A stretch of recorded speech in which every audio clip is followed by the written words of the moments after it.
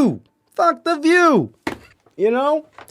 I just think that these people have gotten publicly shamed, and I'm guessing that Whoopi Goldberg is still just getting death and hate threats, and Joe Rogan's been getting death and hate threats for years. But, you know, I'm sure that this is not a good time for either one of them. I'm sure they're learning their lesson hard as fuck. And let me tell you, I've gotten piled on before. Okay, yeah, we're almost good to go. I'm sorry, man. I know I went a little bit long on this one, man. We're gonna bring on our guest here, and we're gonna get his point of view on all this, because he's been sitting there like, what the fuck, dude? I'm just sitting here, and you're talking your ass off. So, my bad, y'all. We're gonna. No, you're good, man. I had a joint, thank God. I'm solid. Anyways, I'm just kidding. All right. You gave me a good reminder this morning why I don't watch the news, though, because I was like, damn, what is these feelings that are all coming over me that make me feel some kind of way? I'm always such a happy-go-lucky guy all through my day, and I figured out it's because I don't have a television and I don't pay any attention to any news, anything that doesn't really affect me. And HighDro, good stuff.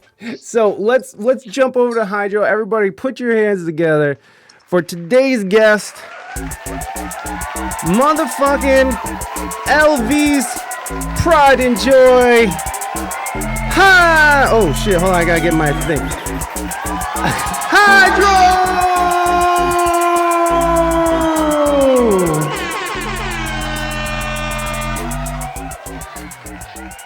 Yeah, racial slurs are not okay. Not at all. Not okay at all. Hey, HighDro, welcome on. I'm Sounds sorry. okay. I'm sorry. Yeah, we're good. Sounding beautiful, baby. Nice. Thank you so much for being on. So you don't have a TV. You keep your head out of the news. I think that's probably one of the best things that people could do for themselves these days. Hey, what's up, Callie? Welcome in. What made you do that? What was your decision to sort of check out?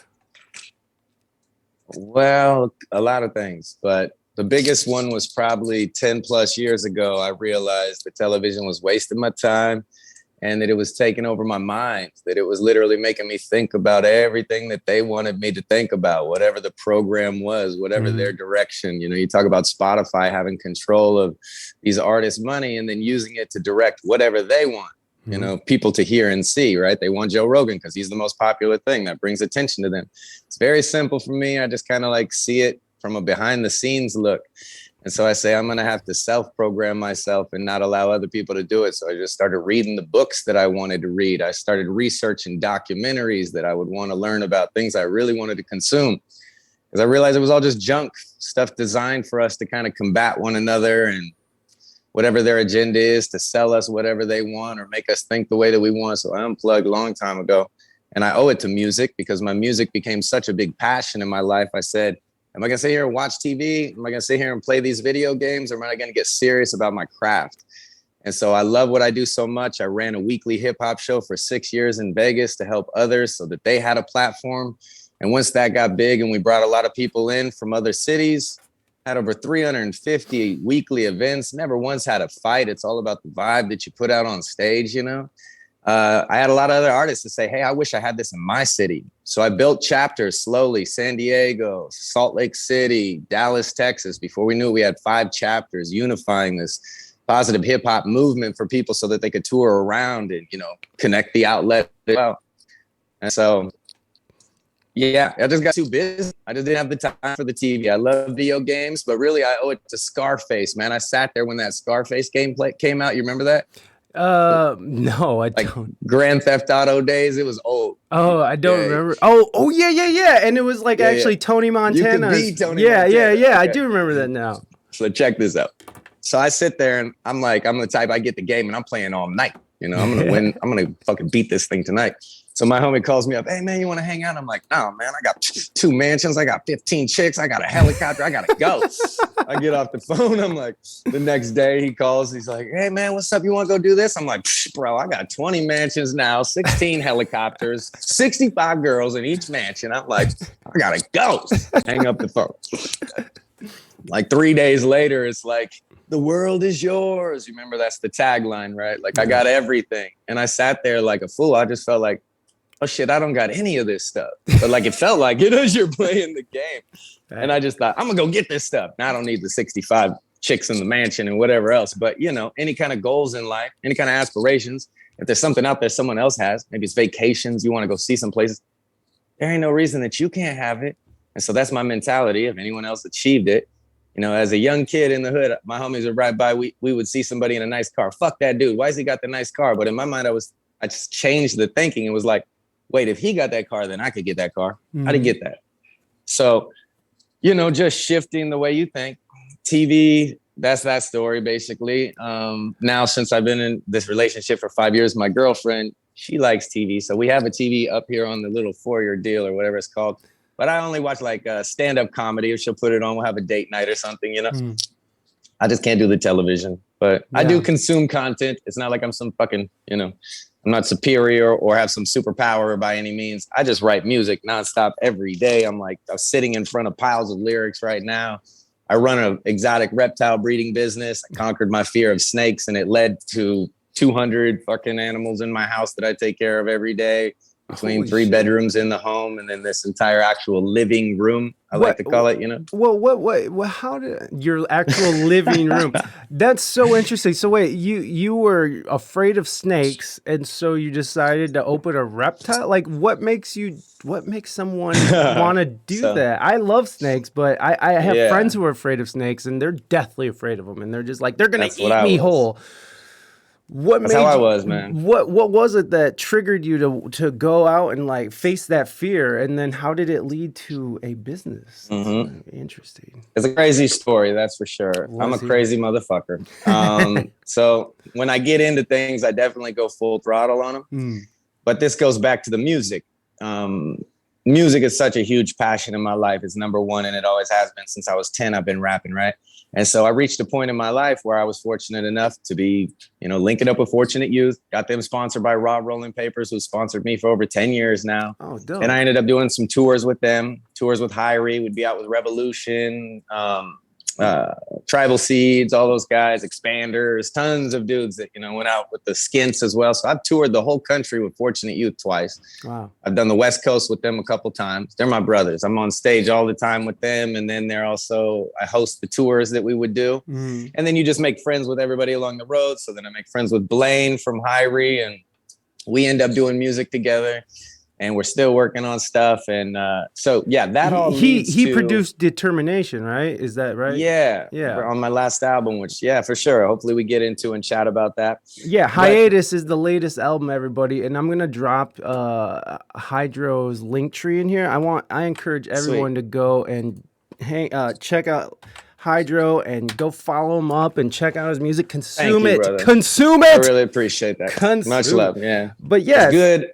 Uplifting vibes, but to get to the story, because it's a long one, but it's a good one. Let's hear it. So I reached a point in this touring nonstop. I'm talking 6-8 months out of the year on the road, and it just started to get like, you see a lot of behind the scenes stuff where you're like, dang, I don't really like that. You know, I'm a real purist. You know, I love people, and I'm a loyal person. I have honor, all that good crazy stuff that doesn't exist anymore in people. This is the stuff that my grandmother instilled in me. So you know. I watch things go on between whatever club promoters, you name it, that are just like rub me the wrong way. Like what? I don't want to get into the logistics of things and putting anything on deeper blast. But I no. You know the behind the scenes where you see like, hey, we're brothers, and no, we're not brothers. I do know that promoters. No, I know that, but like people listening might not understand where you're coming from in this situation. You don't have to give us any details, but I'm just saying like the kinds of things that you're dealing with. I heard you say you do music as well, so in general, you'll show up and somebody all of a sudden doesn't have the money that they say they'd have, and you know, you'll say, hey, here's your merch area. So they may not have that area, or you can only have, like, I watched big acts. So it wasn't even things that happened to me so much. I watched big acts that are like, oh, we're brothers. And then people would perform with them. And I'm like, why do you only got one t-shirt and a CD? And they're like, oh, well, because they don't want, you know, we can't sell anymore because they have to have the room to sell. I'm like, why would that matter? Like, if they like your band, let them, you know.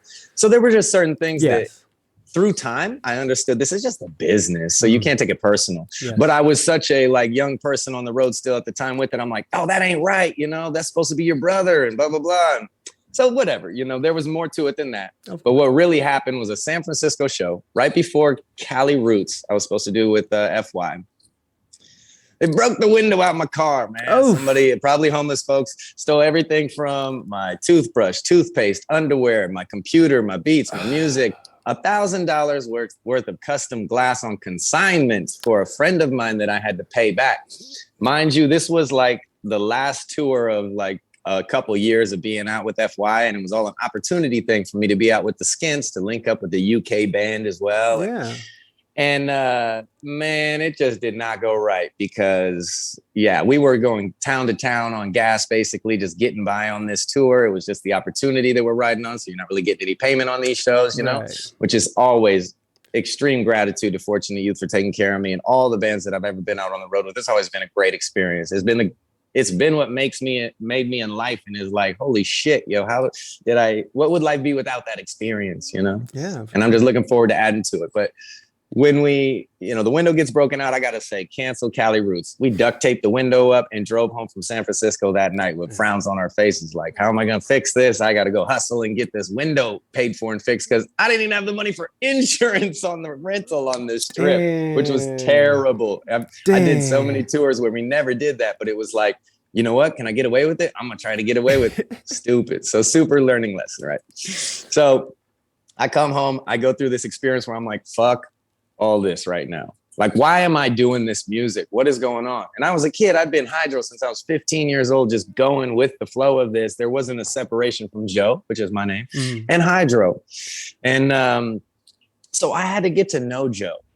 This is so important. So many of my favorite artists, I'm a very introspective person. My favorite artist in the world changed the way I make music, Michael Franti. And so he's a very soulful, intentional person. And that man is just like, changed my life with the music. So I realized, man, I got to put this message I want, and this positive, uplifting message, into the hip hop music, and really fuse the reggae vibe and the message in with this, because I love it so much, But this is the way that my art is displayed, is through the hip hop. And so I did deep soul searching, got heavier into meditation than I ever had prior. I started practicing bhakti yoga, which was life-changing. I took on multiple gurus. And I started really getting to learn myself, my senses, why I did the things that I did, the connection to the results that we desire in life. And this is what makes us not happy. As an artist, you'd see your favorite artist, they become hooked on drugs, or they're always chasing that next song or that fame. And I just thought, that can't be me. That can't be the purpose of this life. And so I almost stepped away from music. And I literally was even getting into stopping intoxication of any forms. I enjoy alcohol responsibly, and cannabis, maybe not so responsibly, but it's not bad for you. So I don't know, as long as, to a point. Yeah. But either way. So basically I got deep on the soul searching, and I'll get right to it. In the process of all of that soul searching, I said, what is it that I'm afraid of? Because I was very fortunate at a young age. I grew up in North Las Vegas. I was the only white kid on the block. My best friends, my blood brothers, we literally slice our hands and put the blood together, you know what I mean? Puerto Rican kids, Mexican kids, black kids on the block. I knew no different. I was one of 3 white kids at my school. So I was the minority, And so at like 10 years old, my mom gets with this cowboy, crazy.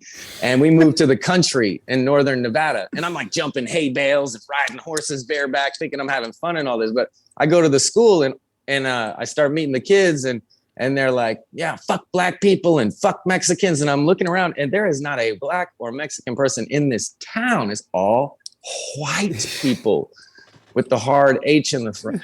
But basically, these people, I listened to them a couple times, and then finally it just got to me. And I said to the kid, I'm like, yo, have you ever even seen a black kid before? And he's like, no. I'm like, have you ever seen a Mexican kid before? And he's like, no. And I'm like, then what the fuck are you talking about? Do you even know? They're people just like you are people. What are you talking about? And they were just like, no one had ever said that to them. And because their dad or whatever, their mom had told them that this is the way that they feel.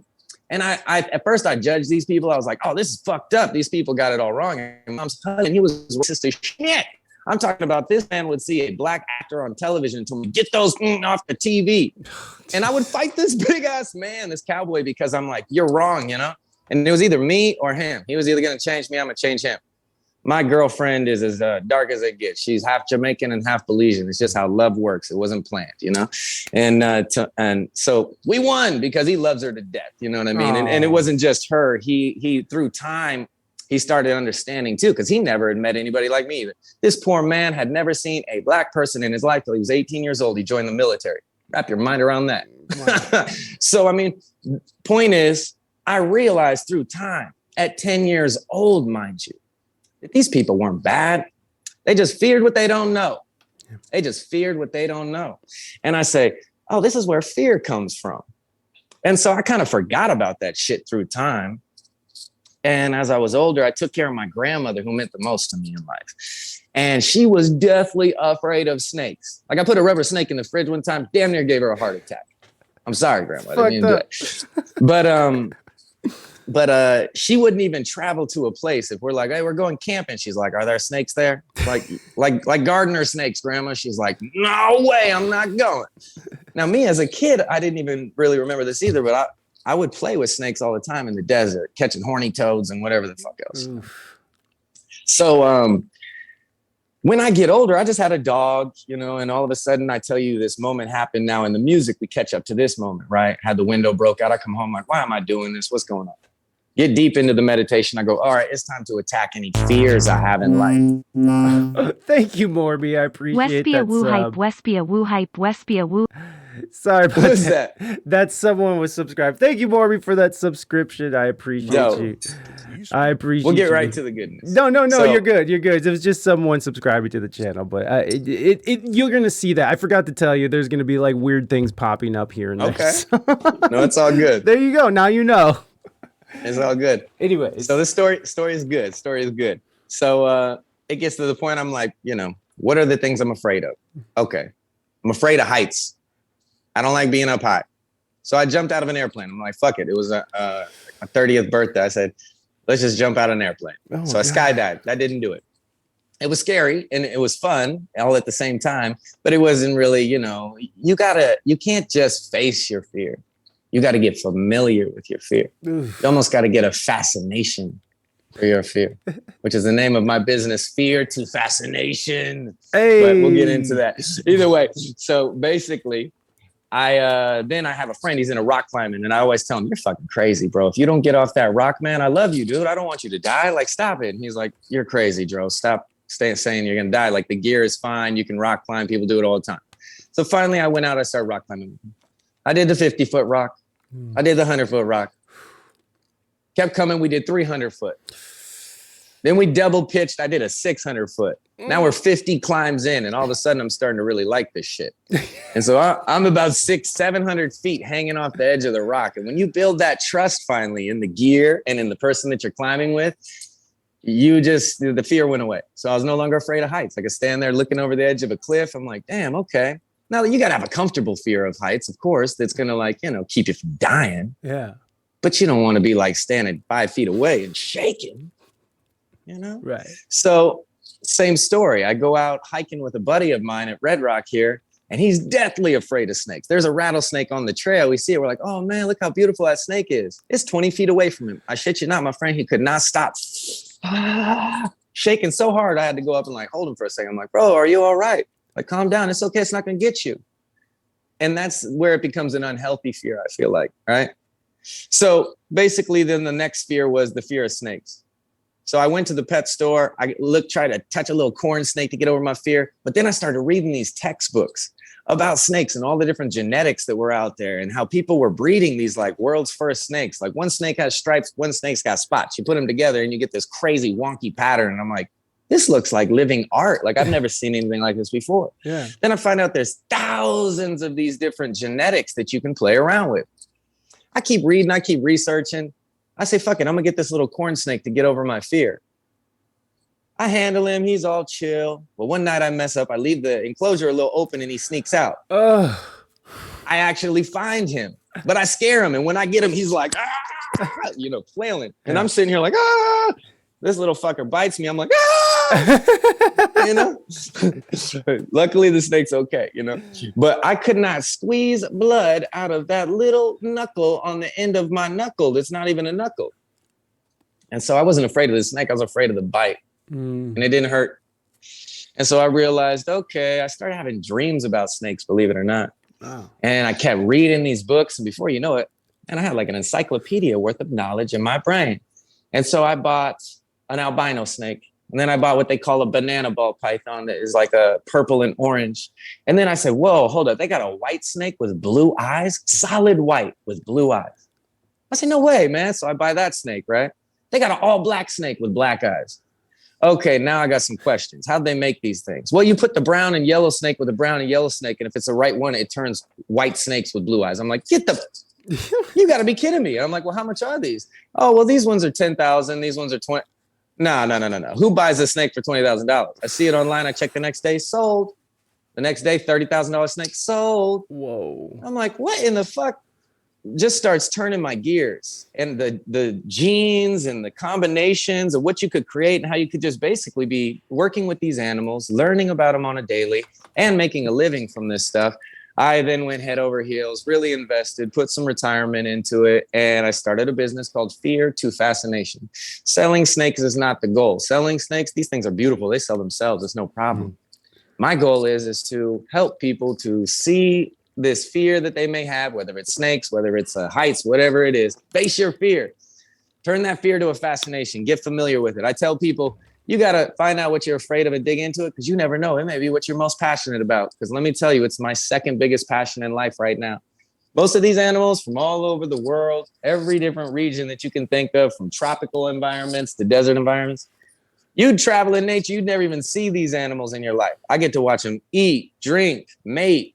It's amazing. Like, who needs television? Yeah. That's obvious. Yeah.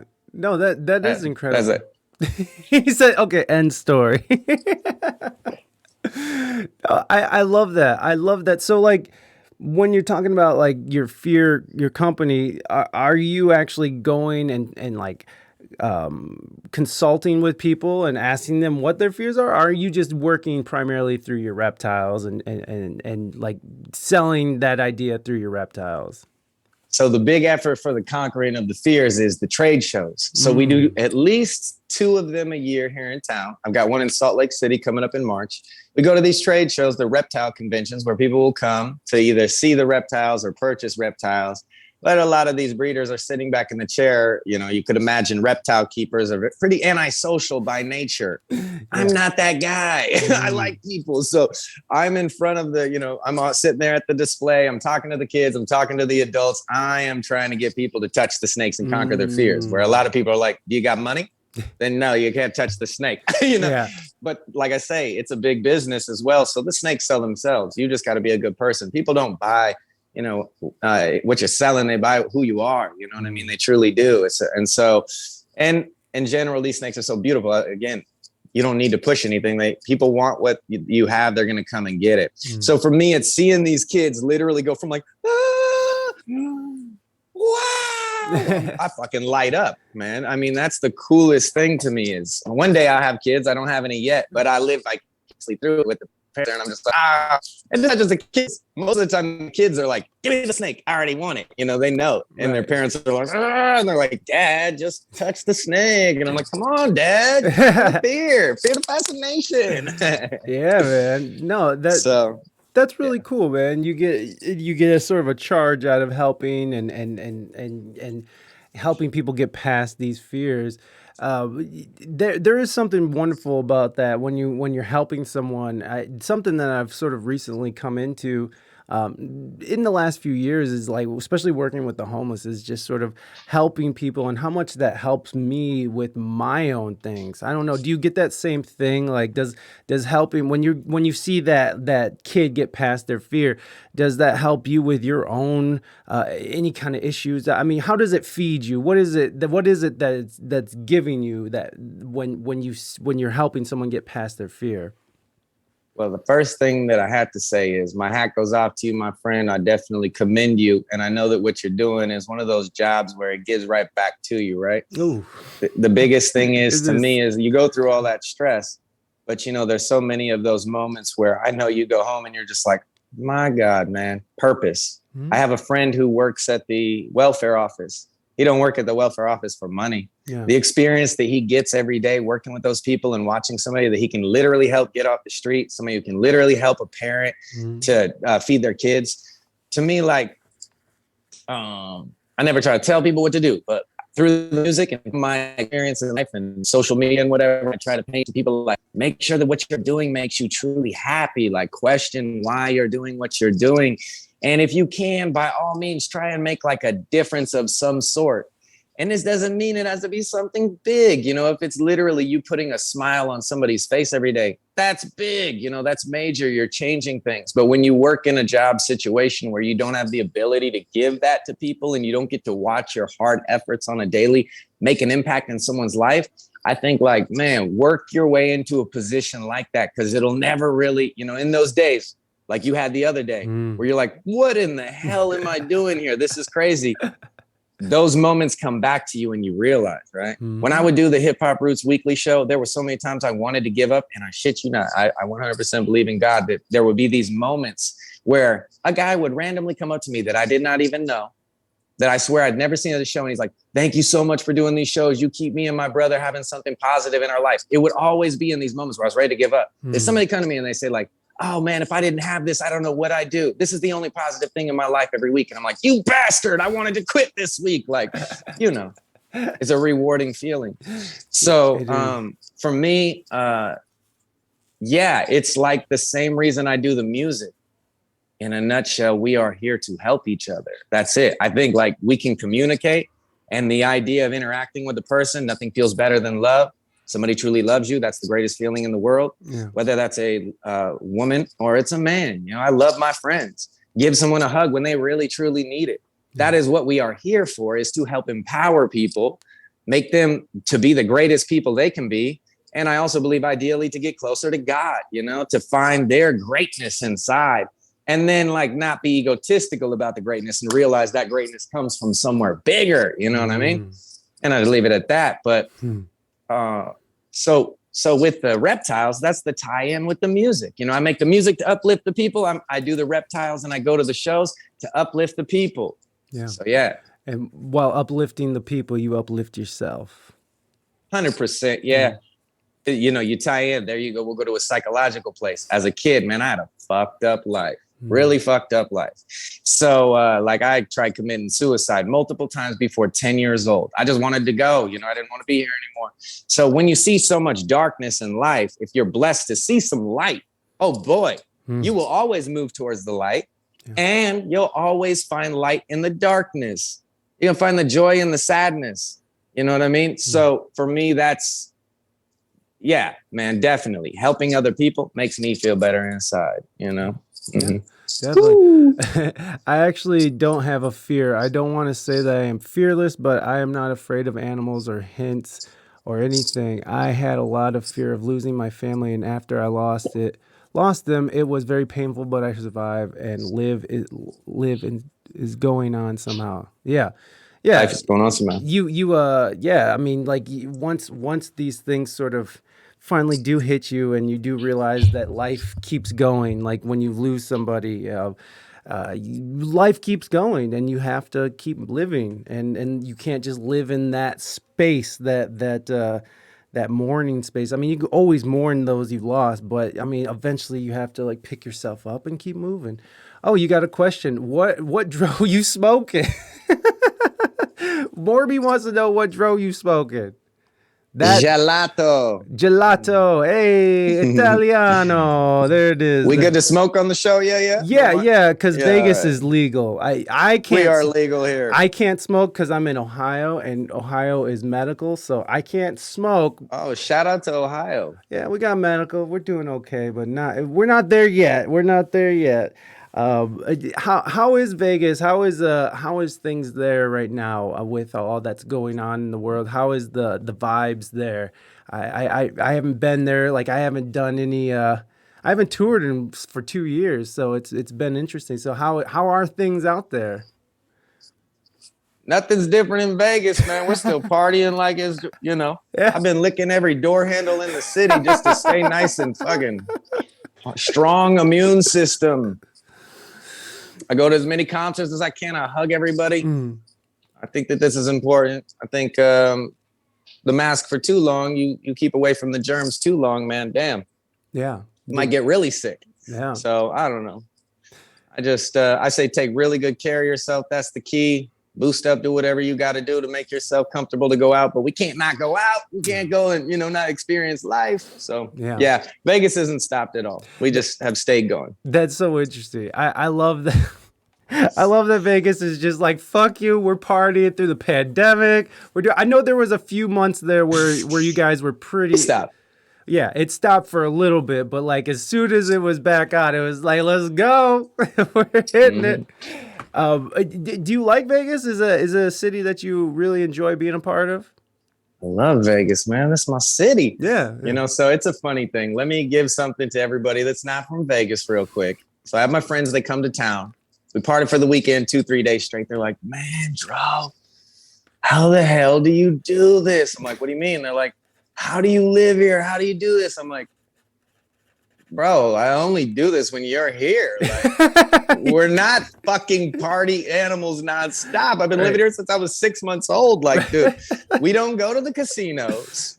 We don't go to the strip clubs. I mean, we don't gamble.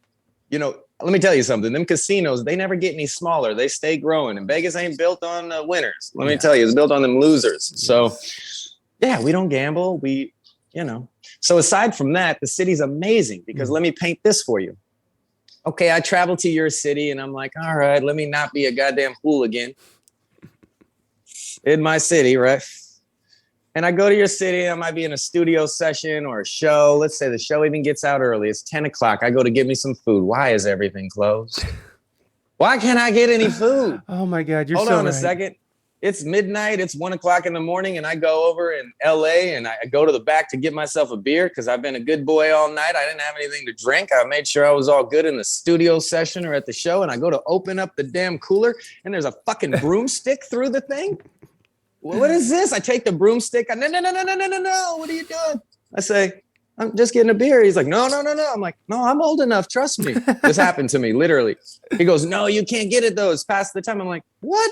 Yeah. I had to talk to this Mexican guy outside, sent me down the block about 5-6 blocks to this super ghetto spot where I paid $20 for a 40 that night. Hell yeah. Jesus, man. Oh yeah. And so that's one reason why I love Vegas. Yeah. I can get food. I can get liquor at any time of the night. This is the entertainment capital world. All the dopest bands come here. All the coolest Cirque du Soleil concerts, you name it. Say I do want to go to a really fancy restaurant on the strip. I can, those places are there. But the beauty of it is I live 30 minutes off from the strip in Green Valley in a really nice area. It's nothing like the nonsense of the strip. There's no homeless folks anywhere around here.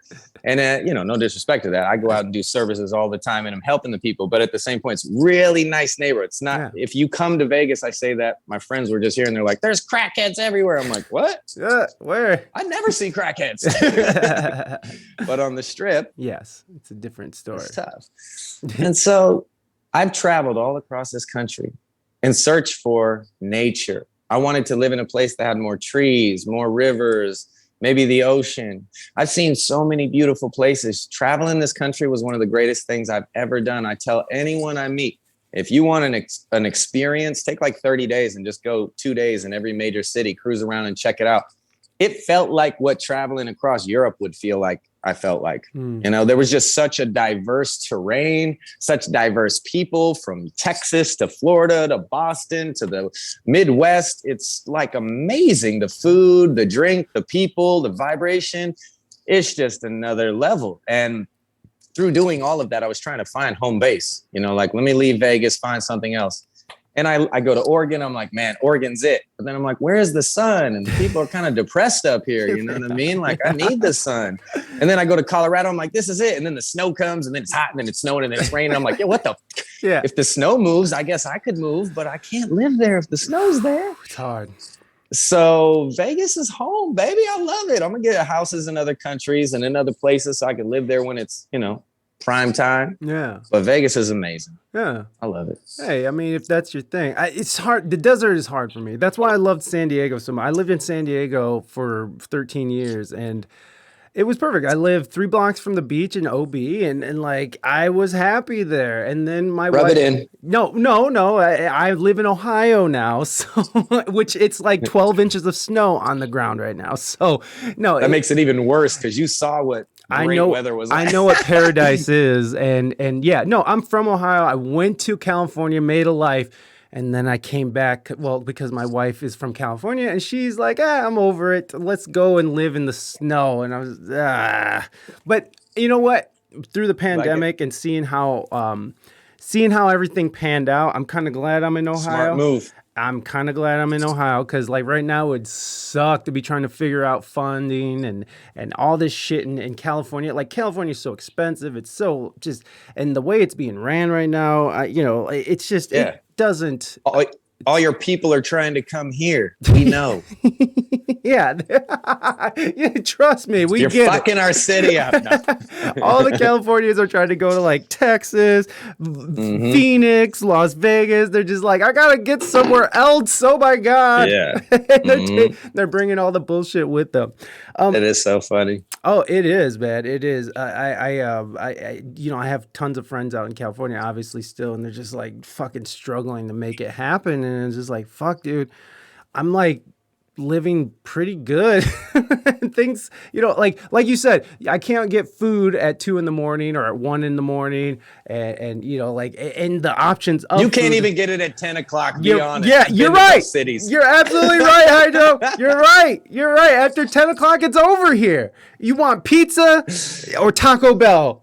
After 10 o'clock, it's pizza or Taco Bell, and that's until midnight. So go fuck yourself if you're hungry after midnight. Basically. Yeah, it's awful. Is the Bunkhouse Saloon still going strong? Hey, look at you, bud. Oh, I played the Bunkhouse a few times. I love the Bunkhouse. Man, the Bunkhouse 10 plus years ago is where I started with my show Hip Hop Roots. It was really like, I think the first venue I ever performed at in town. Really and I ran that show there forever. Legendary show. Then they took the stage. Were you there when the stage that's on the roof was on the ground? Have you seen? I never saw the stage on the roof. I only saw the stage inside. So when you came in, was it a stage that was about this tall, or was it an actual way stage? taller? Yeah, it was an actual stage. Okay. So it used to be a stage in the corner, a little bitty stage this big when I started there. And if you look at the bar, you'll see this like platform above it that says BH on it. You probably wouldn't even know it was a stage, but that's the stage. They took it and they put it above the bar. Oh no! And then they built an actual stage. It's really dope. Awesome. So no, it's not there anymore. It's been taken over. They've stripped all the copper wiring and smoked that shit. Whoa. Yeah. Tony Shea, the guy who bought out all the downtown area, he passed away, and things have been pretty crazy. There's a whole bunch of people trying to claim they own something. And was he the one who put in that little village of shipping containers?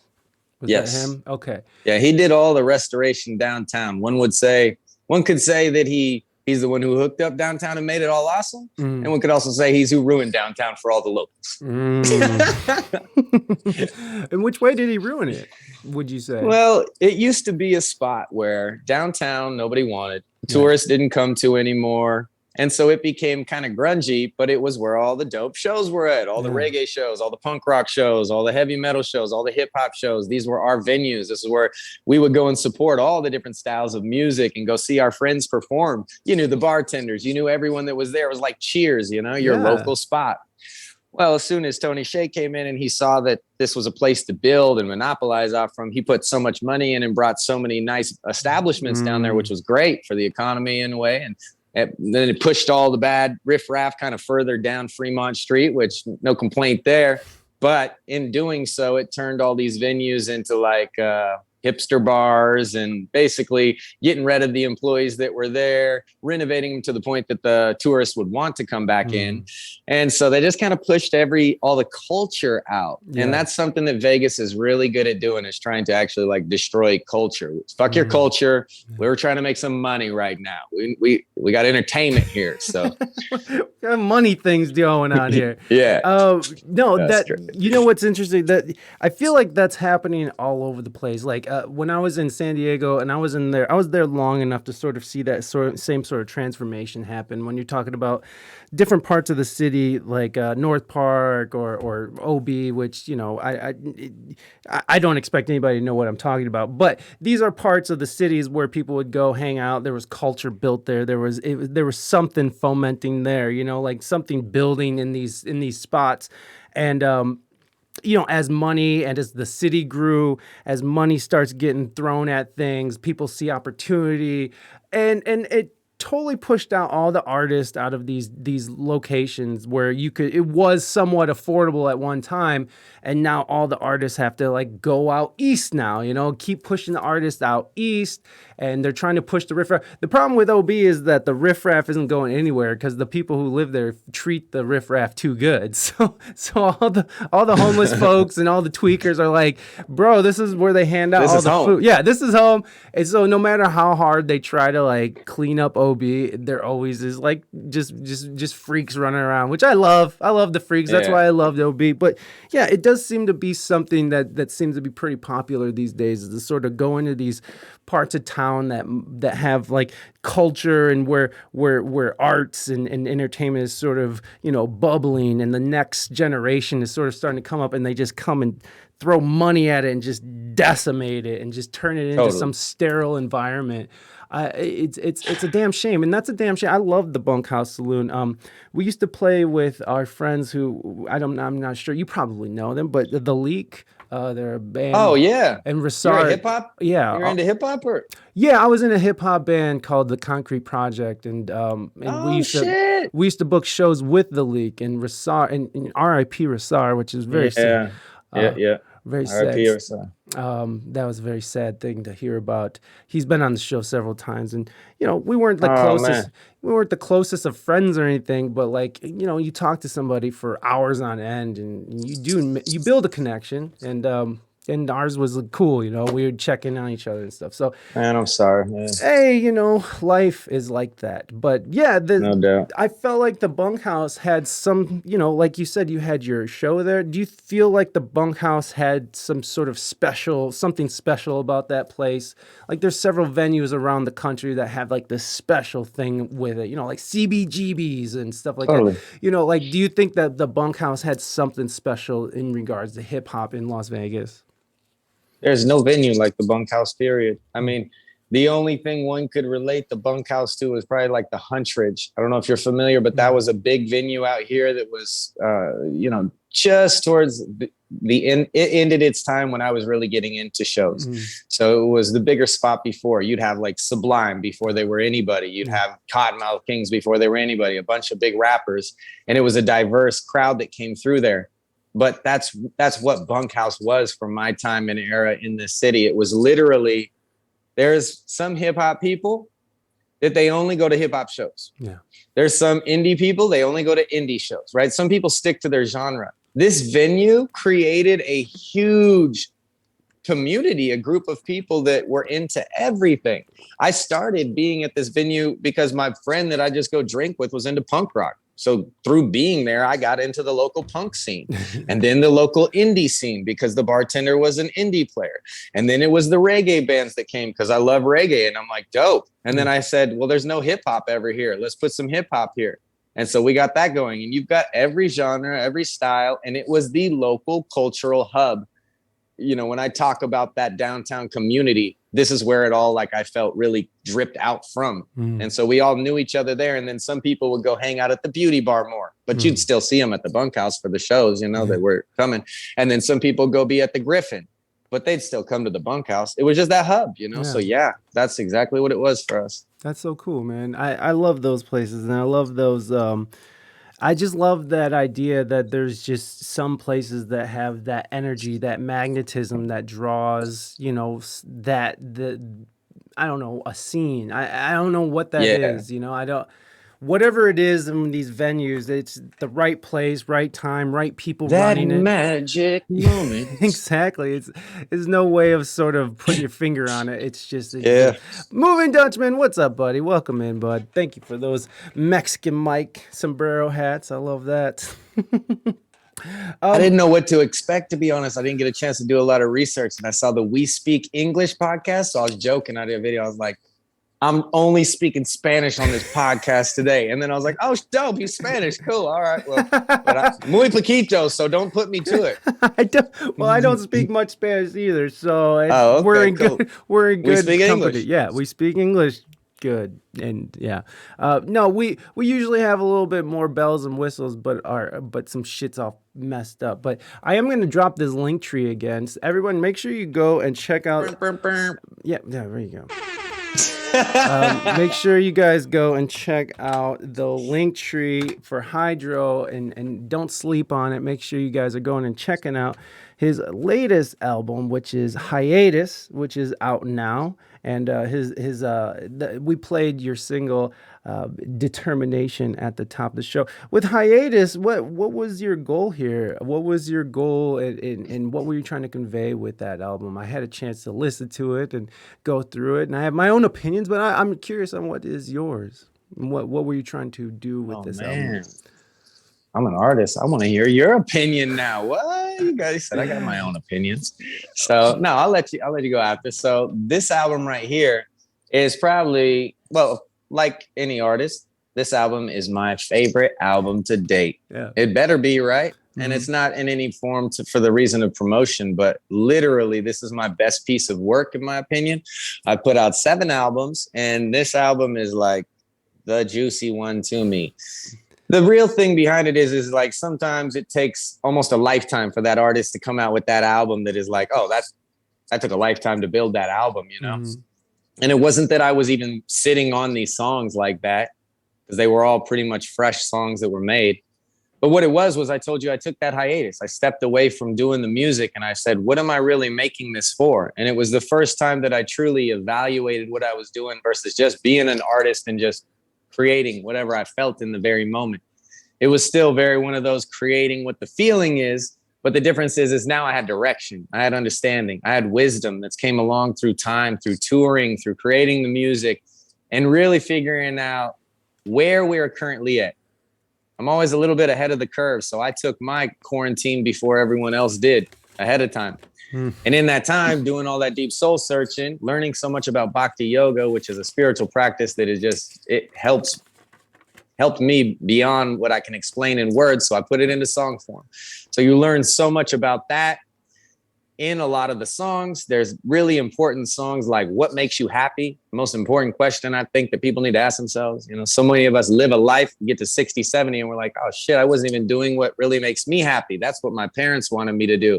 That is what I thought my friends would like. So I did that. That's what I did for my wife. And it's like, no. I asked myself at a very young age, what is it that truly makes you happy? You know, what is the purpose of what you're doing? Because if you don't ask that question, you reach a point in life where you're really scratching your head, and that's where all the depression comes on. Or you live a life in this body where you never even ask that question, and you're constantly just living for someone else, and you're never really happy inside. Every day, I wake up genuinely happy. I literally take that first breath of air, and I'm like, I'm alive. Oh my God, thank you. Appreciate it. That ain't promised. Yeah. I got a lot of friends, a lot of family members ain't here no more. I'm not taking that for granted. And so this album, I realized the energy was, low. Like we already getting low energy, especially in the genre of hip hop. It's just steady went from an uplifting genre of music that was educating and helping people to a dumb down and like more, just not rewarding any lyricism, the soul, the older cats that were kicking game, that ain't there no more. It's very simple music. And so I just realized people need something more. People need to be uplifted. People need some, let's get out of this COVID energy vibes. And so you have songs like I'm Alive, What Makes You Happy? You have songs like Kick That Depression.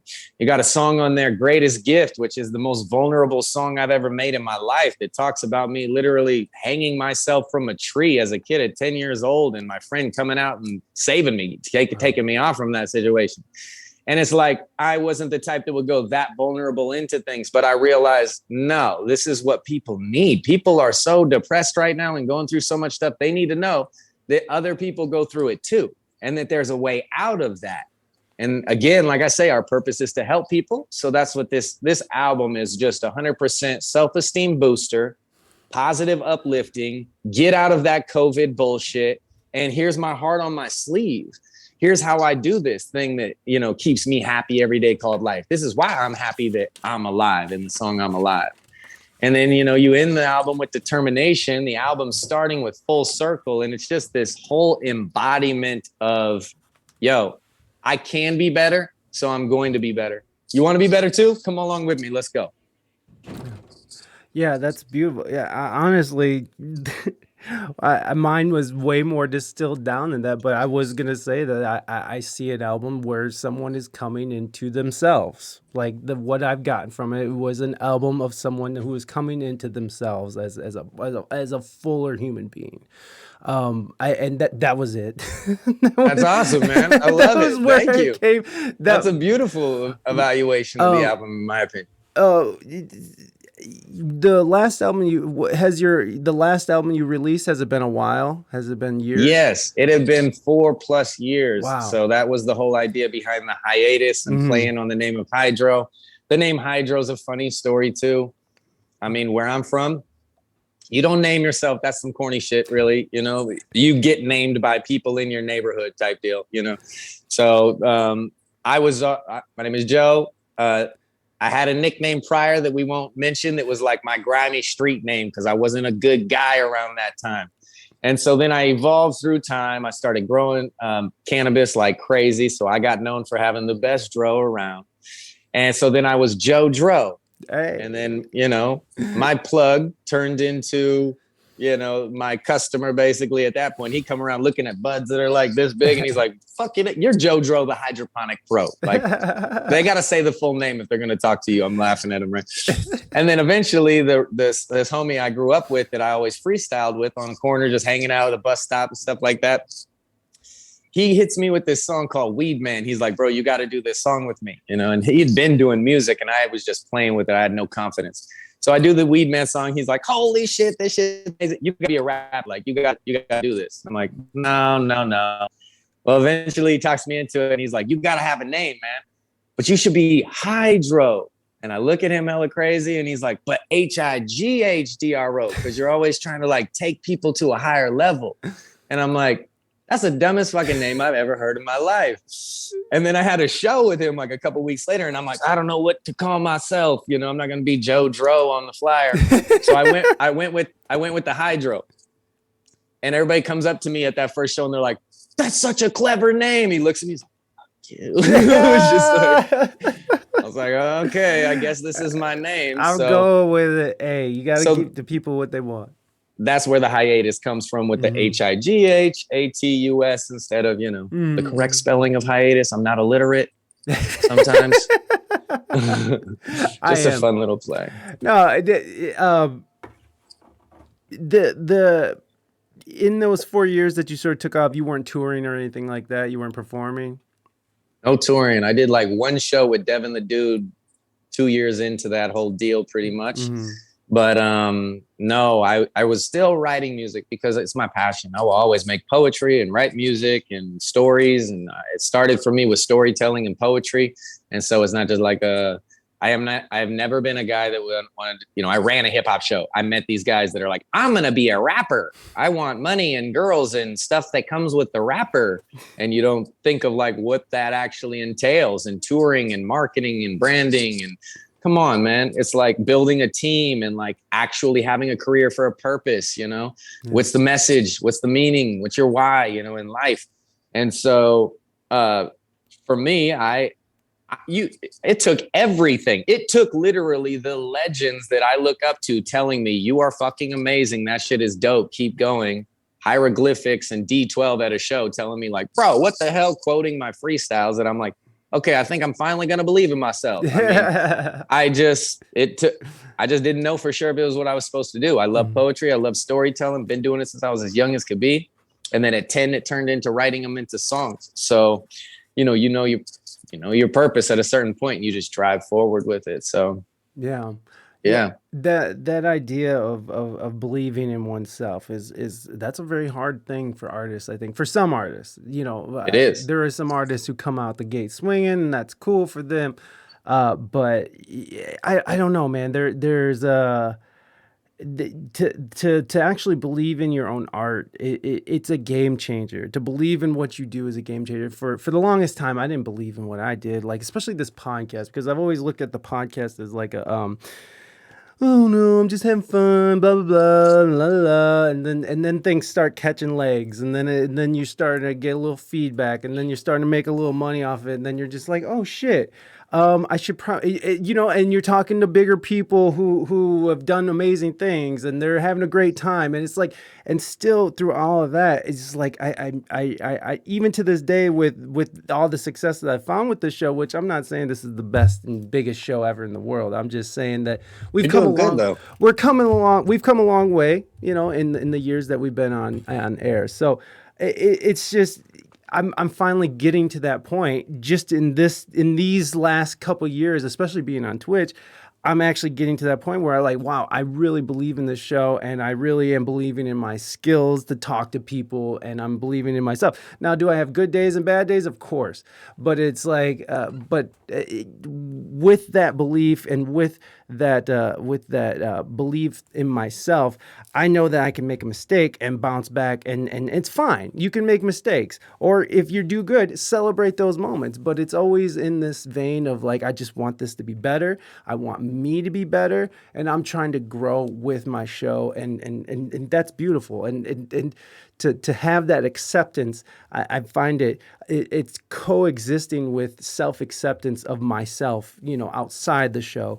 It sort of coexists with like being okay with who I am and finding a place for me to stand. Does it sort of coexist with that with you as well? Do you find your art and your career sort of grow with the self-worth that you find in yourself? Not that your success gives you self-worth, but do you find that each one kind of grows hand in hand? That's such a great topic to dig into. That's something that is a onion to the maximum, right? It's like it's constantly in layers. It's not one of those things, as you know, and you just said, it's not one of those things where it's like you go from not having belief to self into belief of self, Right. It's something that literally, oh, okay, and now you get a little confidence here. And I explain it best in a story that I just shared, pretty much going deeper into that was I sat there and I do these shows thinking like nobody's going to believe in me. Like I'm a white guy rapping, like Eminem is the only white rapper I thought in the world. And that was like, I can't beat him. So there's no way that I could be a rapper. That was my mentality as a kid. Wow. And so I do these shows locally and people were like, go, you're great. And I'm like, they just say that because like I'm in the city or they know me. Yeah. I could never admit to myself. It took me so long. I'm like, well, maybe I'll book a tour for myself and go to California. And I go and there's like 20 people and there's like 50 people, but everybody there's like, go, you're great. And I'm like, yeah, but that's just like 20 or 50 people. Yeah. And I'm telling you, I do a show in Salt Lake City. It's like sold out full of kids and hieroglyphics is on the side of the stage, bobbing their head. And I get nervous and I start freestyling. And they quote my freestyles when I get off stage and compliment two of my songs. And D12 sitting in the back of the bar, giving me chest bumps and giving me daps because they were there for an Eminem show they were doing the next night. And I'm like, Jesus, man, like, okay, maybe I should probably take this more serious. Everyone tells me you're good and to keep going. So, all right, I guess I'll believe in myself somewhat. And that was nothing. That was literally the first way into the onion, Yeah. And so to believe in yourself, let's get deep, right? One thing I see a lot of in this world is false love. Like, I love myself and I'm okay with how I am. And it's all right that I am this way. No, it's not. Like, it's okay that you're not okay. Yeah. But it's not okay to not be okay and to not do anything about it. That's where the problem comes in. If you identify the issue, then you've got an issue. Then you've got something that you should probably try and work on. Now, self-consciously put your armor on and don't let anybody affect you because you know what? You're working on it. You got this. But at the end of the day, you got a problem right there. You need something you need to fix. You can't just cover that up with I'm okay. Yeah. You're not okay. It's going to come back. So the deeper that we get into ourselves and conquering those demons within ourselves, or those obstacles that we need to get to, whether that's exercise, whether it's reading more, so you educate yourself more on the topics that you're speaking about, whatever it is, you're advancing, right? And in each advancement, you get to know yourself more. You get to be a better version of yourself. So you're digging deeper into the onion of confidence, of belief in self. And with belief in self comes belief in your art, comes belief in maybe the opportunity that you can't believe in an art until you have some real belief in yourself. I mean, I'll take that back, because maybe it is your art that allows you to put yourself out on a limb. But then a problem can be that we rely on that art as that source of our happiness and our derivative of who we are. That's not who you are. That's what you do. You know, well, who we are, we learn more and more about self. And that's what I was talking about in the beginning, where some of my favorite artists, they never got to know themselves. So they get stuck in the race of either the fame or the drugs or the next show or the what. And so that's like just a piece of the onion, you know what I mean? And to me, life is getting to the true essence. Let's keep on shaving away and getting a little bit better every day. I'm not competing against you. I'm not competing against this rapper. I'm not competing against anyone but myself, because man, that's already a big enough battle. I got a lot to do in here.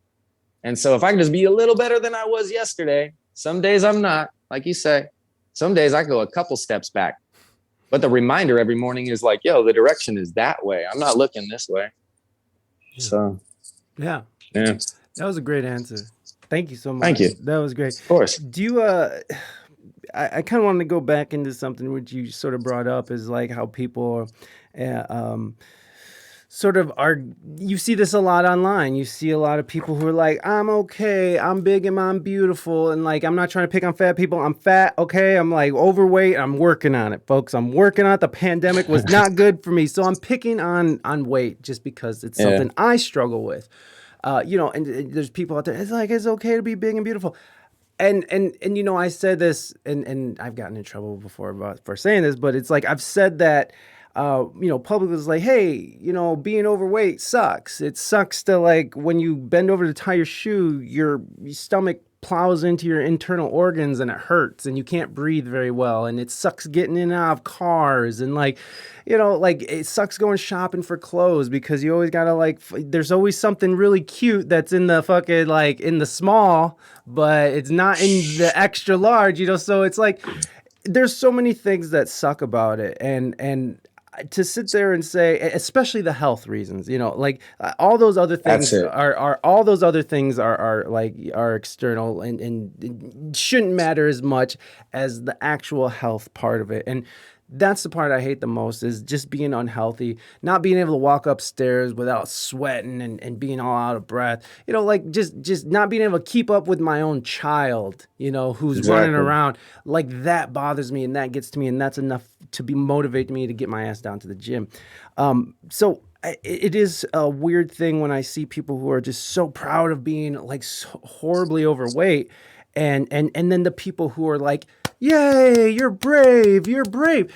I don't know if that is the right direction or if that's the right solution. I get that people need to be, you know, body positivity. That's great. I'm all about it. But like you said, when you zero in on a problem, and if it is a problem for you, I mean, I guess if you're happy being big and sweaty and all that, that's great. But like, it's still, you're dying quicker than usual. Just so you know, you are dying quicker than usual.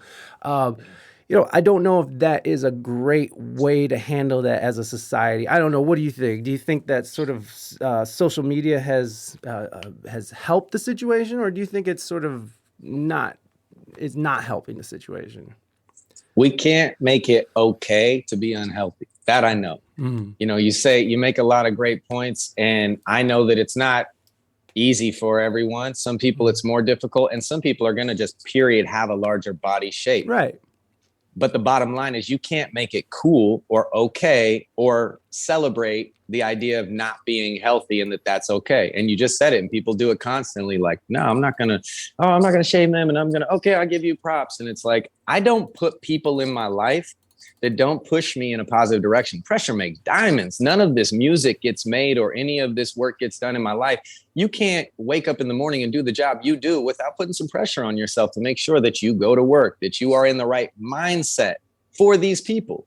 You've got to completely prepare and wipe your slate clean and go there. If you just went there, hey man, I got mental problems too, and it's okay.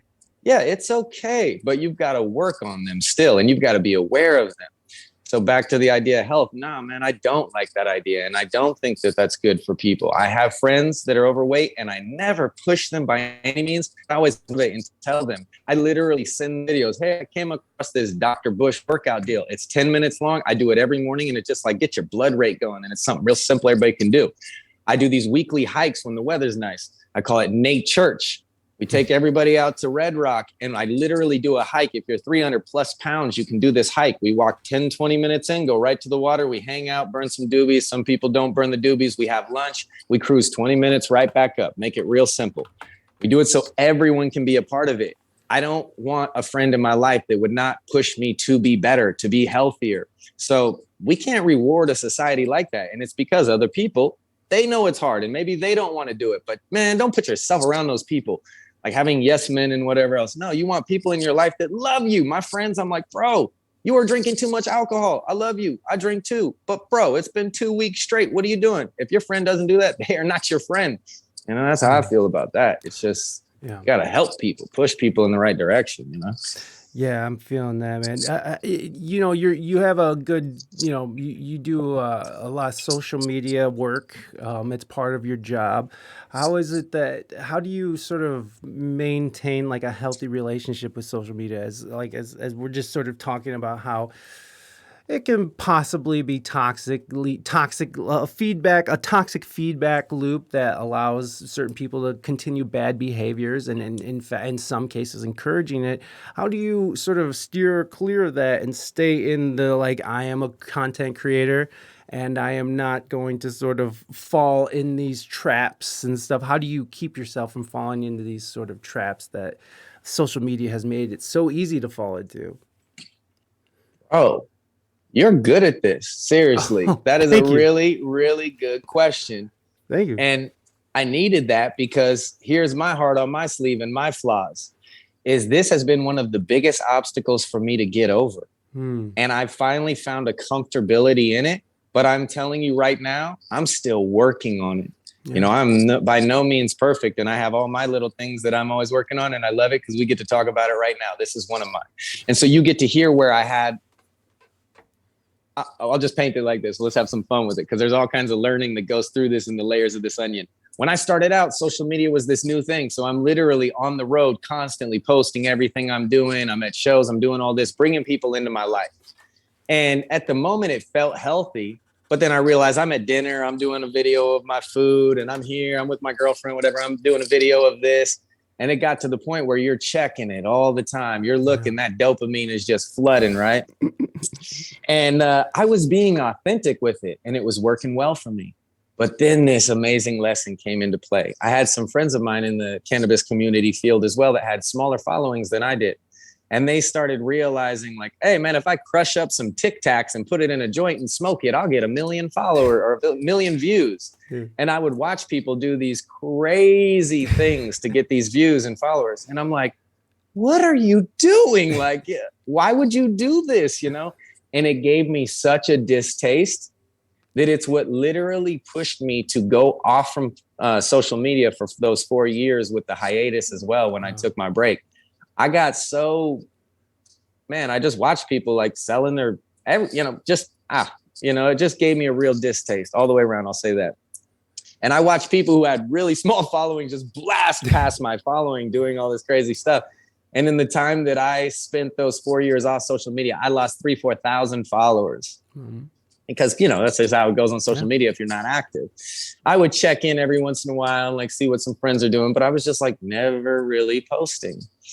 And it was a healthy detox from it. One thing I'll say where I'm currently at is I think everyone using social media, aside from having time scheduling to when you use your social media, you should definitely take a 24, 48, whatever hour break. If you could do a week away from social media and you're not branding, you're not doing any kind of actual business on here, I would highly recommend taking 1 week away from social media, like every month or two, just, you know, for your own psyche, because it is toxic all the way around. As a consumer taking in the media, you're getting fed this algorithm, and it's just like the TV programming. What's the difference? You know what I mean?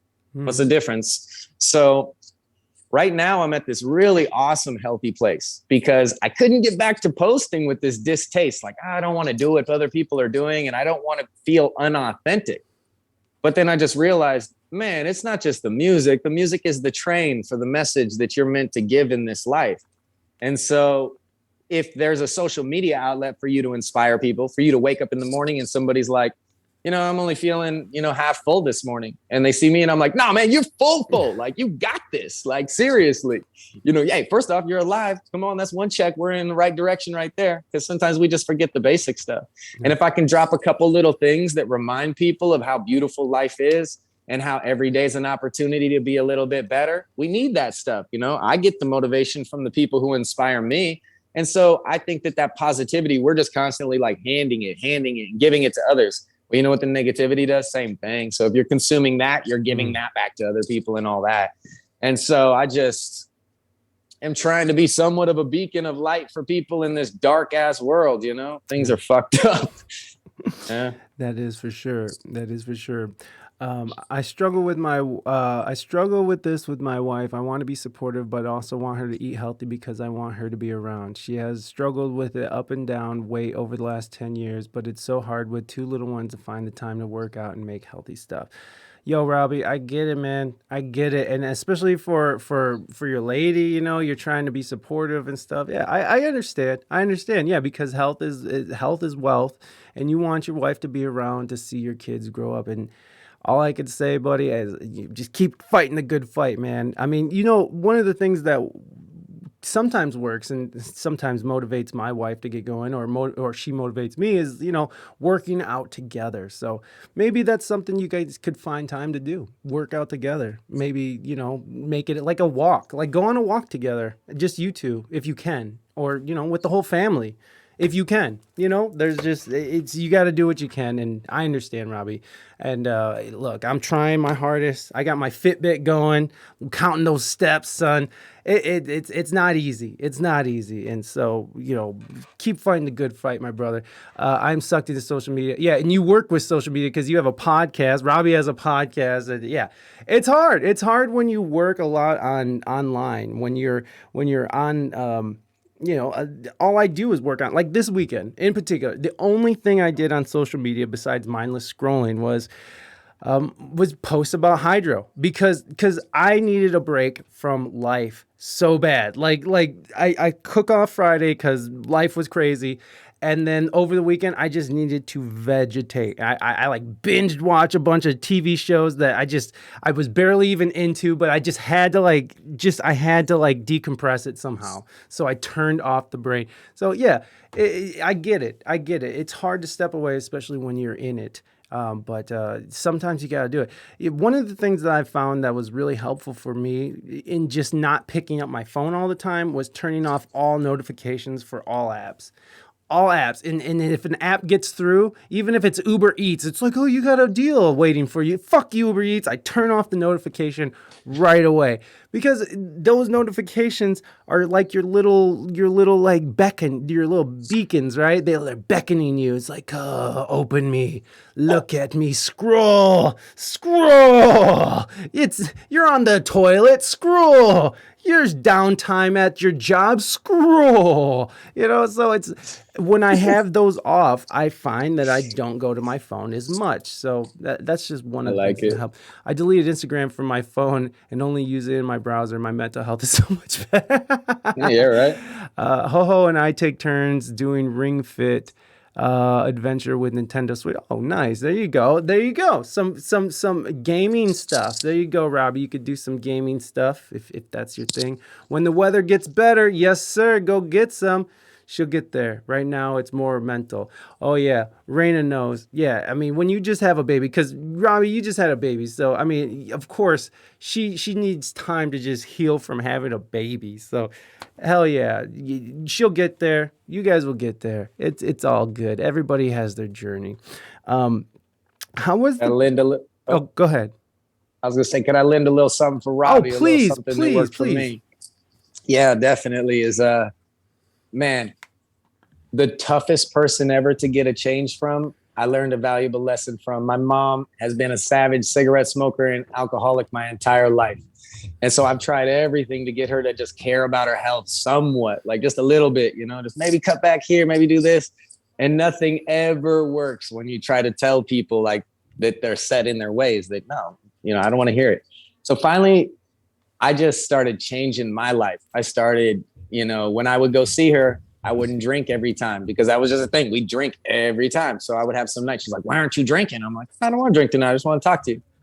And then she saw my body make a transformation when I started working out a ton. And so when I come up there, I'd wake up early and I'd run up the mountain and back down the mountain. I'd sit there and I'm working out in the backyard. And she's like, okay, I see you making some changes. And finally, I left her the little 3-pound weights.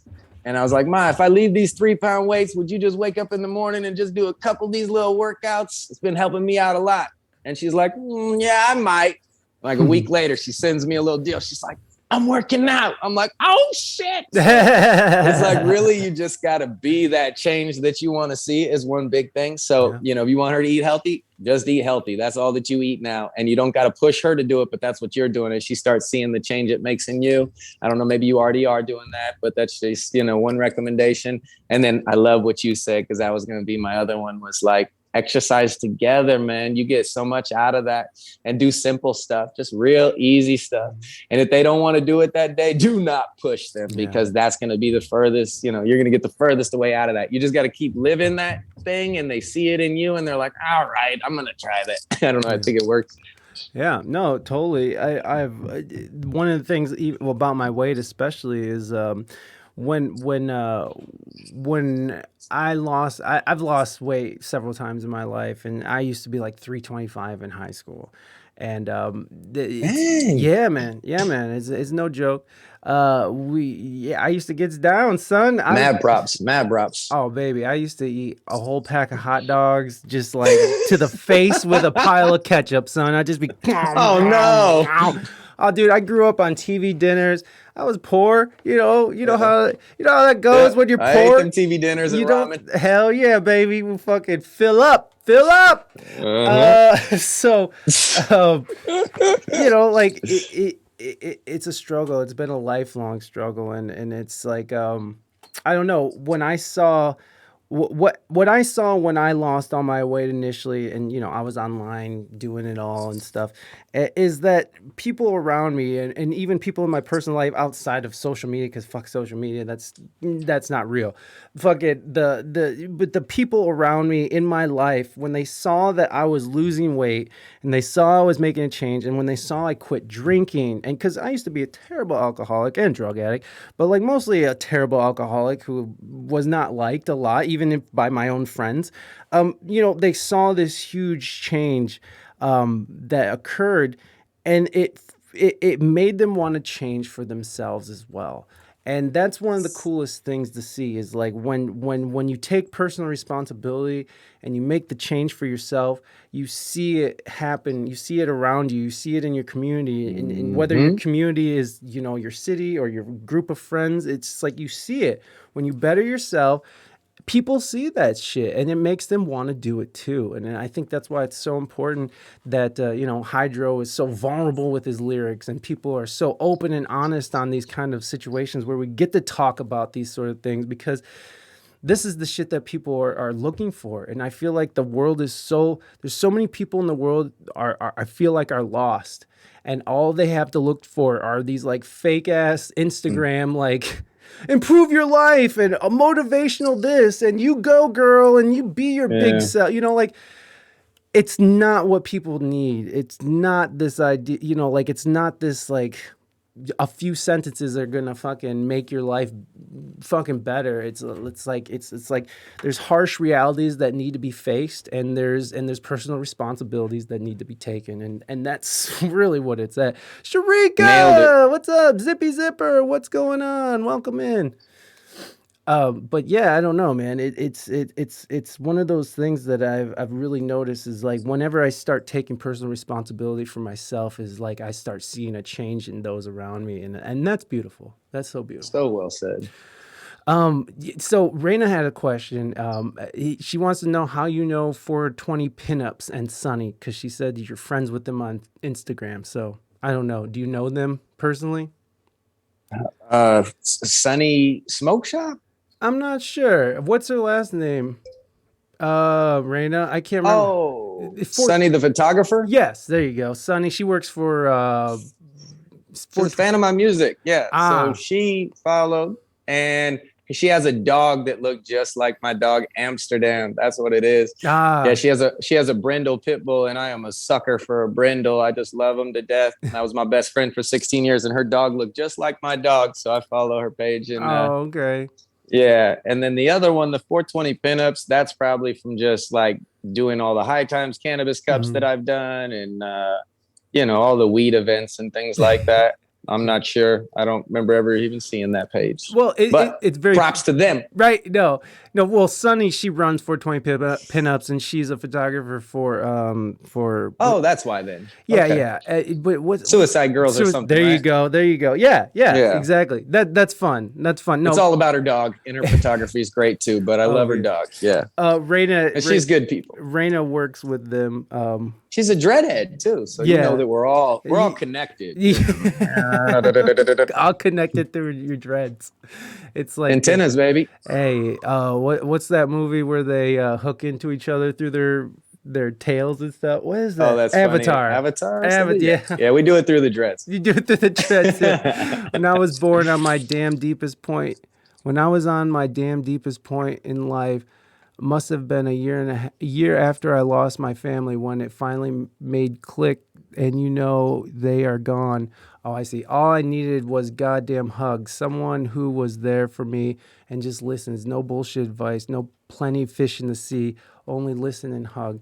That's all I need. Yes, exactly. It's like no one wants to hear, like there's there's plenty to move on. There's more out there. You're gonna be okay. It's like, you know what? It's okay. Just shut up and listen. Yeah, exactly. It's just listen to them talk. That I've made so many mistakes like that, and especially on this show is where I'm just like sitting there talking at people instead of listening, and it never goes right. You know what I mean? I don't know. Like when I'm just sitting there like talking at people, it just never really. It's not an exchange at that point. I feel like it's more of an assault. It's good you're mindful of that. Some of the biggest podcasts, I don't think people are very mindful of that. Oh my God. It's so annoying when you hear people just talking over each other, or when you can tell that people are just waiting to speak. That drives me nuts. It's hard for me to do that. Toughest part about being a podcaster, we have to have the question, listen to the answer, watch chat, and stream. Oh yeah, this is not easy to keep track of all these things, but it's definitely but it's a skill. I think it's a skill set, and I think one of the things that we could take from this conversation even is that skill sets can be built. And like I love how you said, you saw somebody doing something that you wanted, and you're like, well, if that son of a bitch can do it, I could fucking do it. And it's really just talking about like questioning, like asking yourself, it's like, is this what you want to do? Is this what you want to really pursue? And then it's go build that skill set. It's not, that's it. It's not rocket scientist rocket scientist. It's not rocket science. It literally, it's like you learn what you want to pursue and you learn about it. Now, the whole fear thing, I love that you've taken fear and turned it into something like that, but it's hard to say.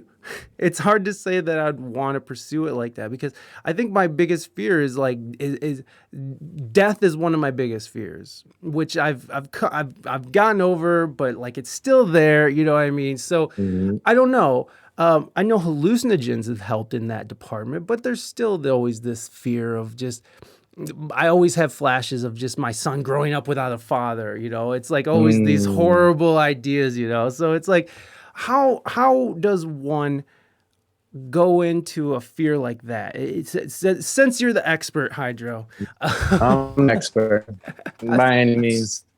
I'm just on the journey like everybody else, trying to figure it out. But mushrooms along help. the way, that's what it's here for, is to share what we learn, right? Yeah. So I got something for you. Yeah, let's go. So I'm going to start with that topic that you just talked about, death. And it was talked about a little bit earlier when someone spoke about how hard it was to get over that moment. But they said, you know what, I pushed on and I'm making the most of it. And we all know that with time, things get a little bit easier. And for some of us, we hit a threshold where that's as far as we're going to go. And we're going to feel this amount of pain for the rest of our life, right? Yeah. It's a short life that we live in this body. And I believe that death has been one of the greatest lessons in my life about those important questions. So like I say, some people never ask what makes you happy. You know, I went to a funeral, I had a 67-year-old man hear about the story of my life at the dinner table. This man was a rocket scientist. No joke. He was just retiring and finally finding what made him happy. He had been a rocket scientist because his parents thought that's what he should be. So he never really enjoyed that. And he looked at me, he's like, how the hell did you figure it out at such a young age? I'm like, what do you mean? And he's like, how did you find that thing that you're truly passionate about? Like, I'm just now understanding it. And it's all the hardships that I went through in my life, but that's irrelevant to the story. The point is that he needed to ask that question, right? He needed to have something in his life that rocked the boat. And it didn't happen until later in life, way, way later. And so let's not neglect these lessons that we get to see when we have a loved one that passes away in this life. And we mourn as we're supposed to. But I hope that we learn as it continues. When our dog passes away and our cat passes away and our mother passes away, our brother, our sister, our best friend passes away. What is this happening for? There's a lesson at play. And for me, the lesson, the one that I can gather from just living, seeing life, and then actually reading some of these sacred scriptures is temporality. This life is temporary. It's obvious that we are not going to be here forever, but yet everyone lives in the body and just goes like, it's not gonna happen to me. And you try to avoid the idea of it. And then when it comes, man, it may be the most fearful thing that you ever experience. Yet you knew your whole life it was coming. Why? Why do we neglect those questions? You know, why do we neglect digging? So this is a beautiful thing for you to have that introspective question. Now you get to learn more about why. Get more familiar with death, and not in like a weird, morbid way, but like, what is that, you know? And it's like, what you gonna do here? So I think about Shakespeare, and he has a skull sitting on his desk as he sits and writes. Why? Temporality. To remind him that skull is him. That one day he's going to be that skull. He's going to be gone and dead, just like every other man, every other woman. And so what's he going to do while he's here? Leave that impact. And so for me, that's what I gather in it, is you make the most of this life. If there's another life you go on to, man, and you can set yourself up for something, well, I'm going to make the most of myself here to get as close as I can to that place. I might not make it, but you know what? I'm going to fall in love with the process of just being better. Yeah. And yeah. I guess I'll leave it there. No, I mean, that's beautiful, man. That's a great way to put it. Yeah. I mean, what are you doing with this life that we're living, and how can you go forward and pursue it with the most passion and help the most people, and get to a point in life where when you are staring at death, when that's your time, that it's not regret that you're feeling, but you know, acceptance and love and some sort of understanding beyond anything that we can even understand right now. So yeah. I don't know. That was a little much there. No need to read now. Just that's good. Like to just read. Oh, I don't know. I just thought I struggle with looking to the future too much. Always about what my next move or project is. Never enough focus on the now. My son finding such beauty in the now is my inspiration. Yeah. Isn't that a lesson? Yeah, for sure. Yeah, and while I'm sitting here thinking about my own death, you know, my life passes me by. It's like you're worried about the end, and you're not even concerned with what's going on right now. That's a problem. That's a problem. I love the idea of like, and not to be like religious, maybe like spiritual in that realm, because I believe all religions, I love to like learn about them all. I've been studying religion since I was a young kid, just curious, what's this all about, right? Yeah. Trying to find God and figure that out. And for me, you see, every one of them has this idea of going back to God, going back to Godhead, whatever you would call it. And so the idea of that is very beautiful in the end when you think, okay, I'm going to do my purpose. I'm going to do my service, and I'm going to get as close to I can as being a good, godly person, someone that God would want to be with, would want to hang out with. Why not be a good person like that?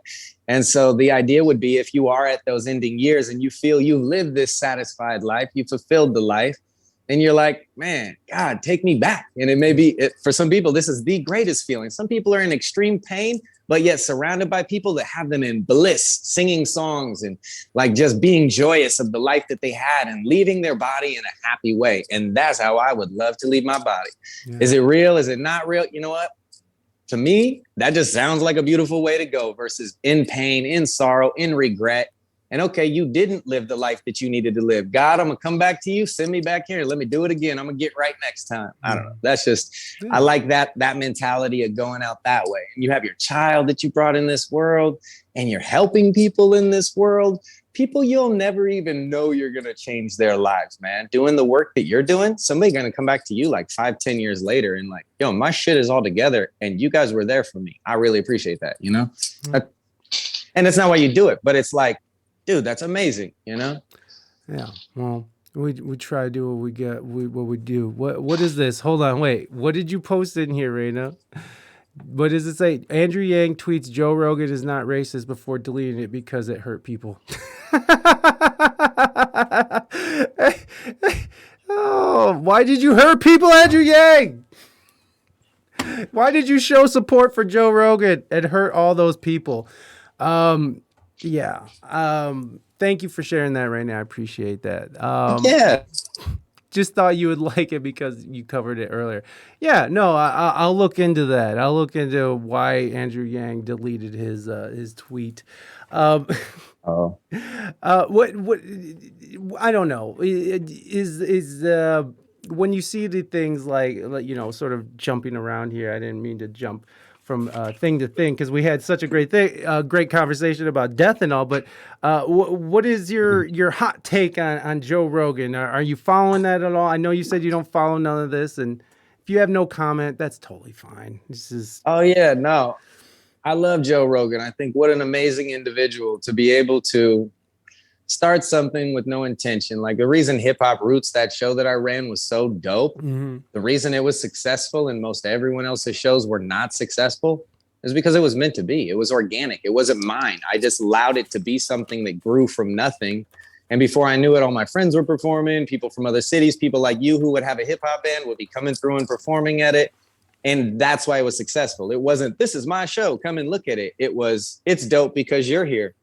It's dope because we get to just sit here and have this conversation and open our minds. And so that man has given us endless days, just countless days of these experiences that have totally changed my life in some of those podcasts. Certain individuals he's brought on, I'm like, whoa, man. Yeah. Jocko Willink gave me a completely different view of what the military is and a soldier is. I mean, talk about opening your mind. So it's real easy to look at somebody else and place judgment on them when they do something that we don't like. But for me, I just find in life, it helps me better to grow if I focus on what I do wrong and not what other people do wrong. And the biggest thing is just to not focus on anything outside of my circle of influence. I'm no dummy. I look at what the news is and whatnot, but I also realize there is a circle of interest and a circle of influence in life. And most people's circle of interest is completely outside their circle of influence. And that's why they're depressed. That's one great way to get over depression is stop worrying about the things you can't control. Yeah. You wake up and you worry about that shit. What about everything you got going on in your life? And that's just me. So I wake up and I'm like, I see that this and this happens. I'm not judging the man because I'm not the man. I don't know the situation, the circumstance. Now, if someone has an opinion, I'm not judging them either. Have that opinion. I think like we're all entitled to that. But I've gotten great value out of Joe Rogan's show. I think he's a very talented person and a humble person. And I think he can make mistakes like we all do. And it's good to learn from our mistakes. And that, sucks that he's going through some stuff right now is how I feel. We all go through it, man. And it's never fun to have the fingers pointed at us, Never. No, it sucks. And I've had it happen to me on a very small scale and it sucks. It fucking sucks. Like, so I couldn't imagine like the whole world just being like, fuck you. Everything you did doesn't matter anymore. Right. Okay, like It's I don't crazy. know. It's crazy. We're humans. Exactly. We're flawed. Exactly. And that's the problem. That's the problem that I'm finding mostly with this idea of like no redemption, no forgiveness. It's like you made That's this bad. mistake and you can never come back and you lose your career. It's like, holy shit. It's like, I'm sorry, but are people not listening to the words that come out of our president's mouth? Like, I mean, like Let's go. he has said some of the most egregiously racist shit. Like, there are countless minutes of video on the internet, where, if you can find it on Google, just of him saying the most horrendous stuff in context. In context, they show it. The thing about the Joe Rogan thing is all those are out of context, Yeah, which is really hard I to agree. like out of context. The hard R, but still, like, you know, none of those times he was using that was he using it towards someone else, like Exactly. in a horrible, pejorative way. Joe Biden has used it in a horribly pejorative way. Damn. And yet Yeah. he is free to walk about the cabin. And so that's why it's always interesting, and that's why I always have to point out Yeah. the idea of like, you know, we should always step back and see why are people. Yeah, hey, Movie Dutchman, thank you so much for that. A whole year, yeah, so out of context this resub. Yeah. Thank you, Moving Dutchman, for that. 12 months, holy shit, it's been a year, Moving Dutchman. The fuck happened? What happened to this whole year, Movie Dutchman? Thank you so much, my friend. I truly You get a appreciate free you. T-shirt. You No, get- send 'em- you know what? Maybe. Yeah. No. I forgot what I was talking about. Oh well, who cares? It's fucking Joe Rogan. I've been talking about this for the last 2 weeks, so I'm sure people are Yeah, sick no, of it's me all good. talking about. But it's just it always reminds me that there's whenever you see the media, especially the way that it's sort of taken this direction in the last 4 or 5 years. Anytime I see them sort of go in this one direction, it always makes me pause and question, like, what is going on here? Why is this sort of the narrative? Like, what is it? Why are they going so hard on this one person? Is it because he's this horribly racist person whose words harm people? Or is it because he has a huge platform and he's saying things that go against a certain narrative that they don't like? I don't know. Exactly. I More don't- to it. Yeah, there's more to it, and I think that people really do need to understand, and take time and to allow nuance into the conversation, and not just, hey, fuck you, dude, you suck, go away, you're done. Yeah. There's more to it than that, and it's silly to go about it, in the way we're doing it. But hey, we're still learning. We're still learning how to be a society, I suppose.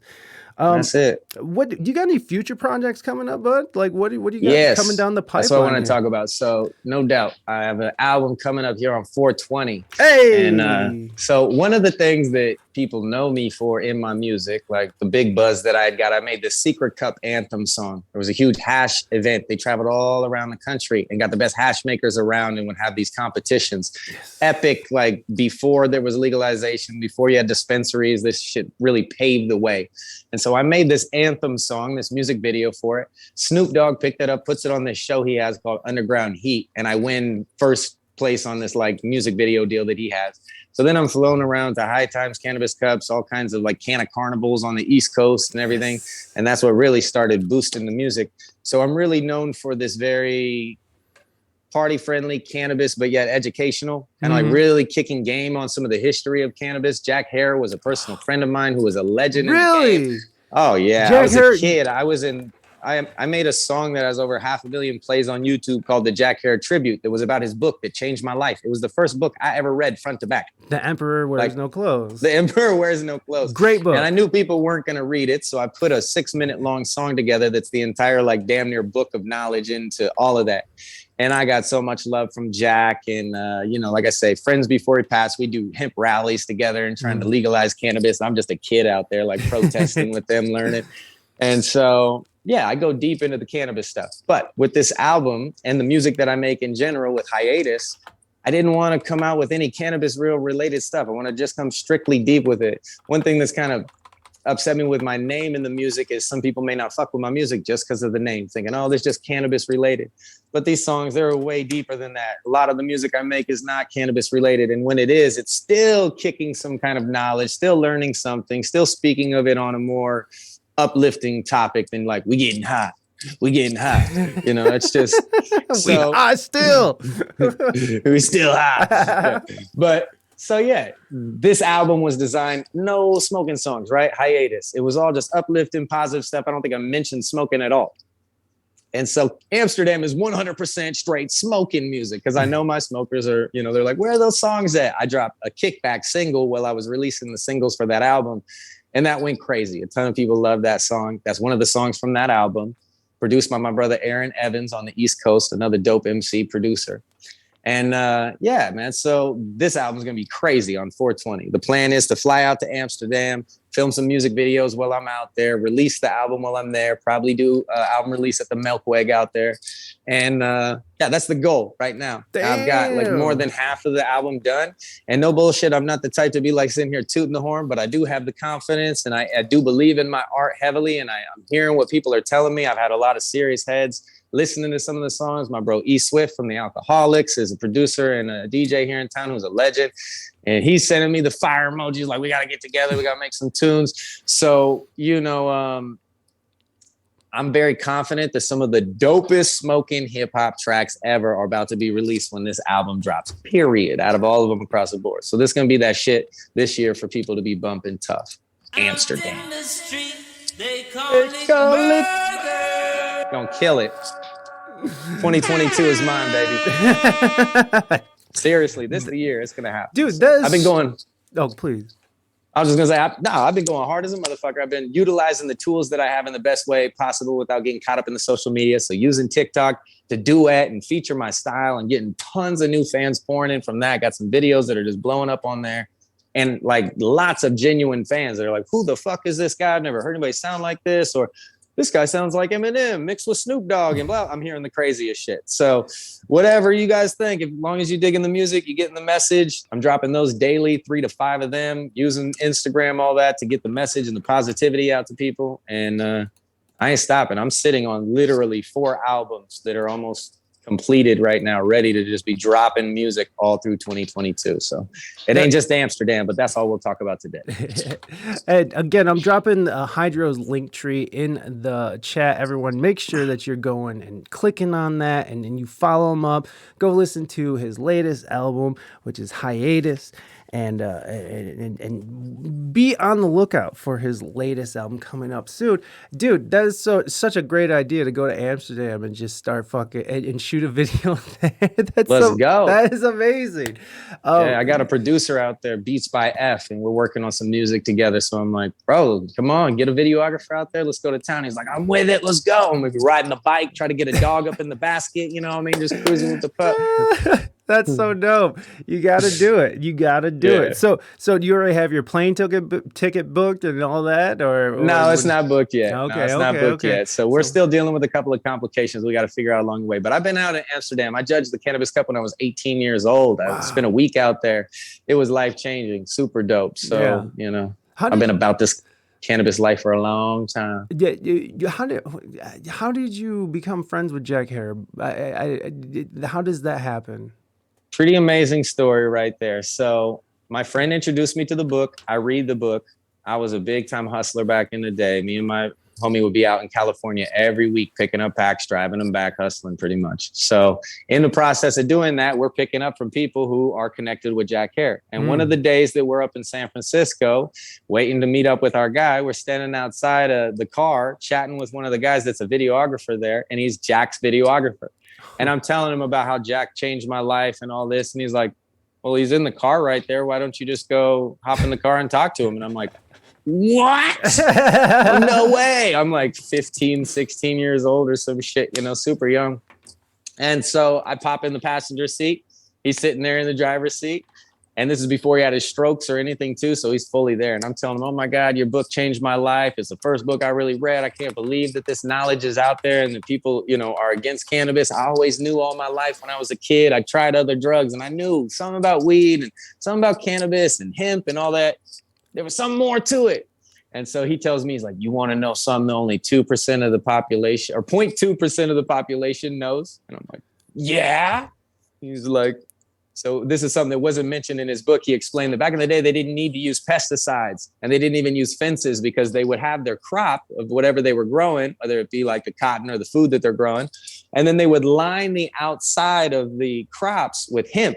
And it would be these large, big branches, deep roots that would go down. So the animals would come and like chew on the branches. They couldn't get past the branches really to get in. They'd end up going away.